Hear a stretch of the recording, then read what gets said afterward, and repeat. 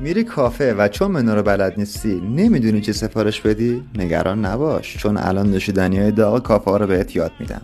اسپرسو 20 تا 30 میلی لیتر عصاره غلیظ قهوه که از 7 گرم پودر قهوه طی زمان 25 ثانیه توسط دستگاه اسپرسو ساز گرفته میشه. دبل اسپرسو یا دوپیو. اگر حجم اسپرسو سینگل رو 2 برابر کنیم میشه دبل اسپرسو. به قهوه کم آب میگن ریسترتو، به قهوه پر آب میگن لانگو. حالا اگر روی یه شات اسپرسو یه لیوان آب جوش بریزیم میشه آمریکانو و برعکسش اگر روی یه لیوان آب داغ اسپرسو بریزیم میگن لانگ بلک.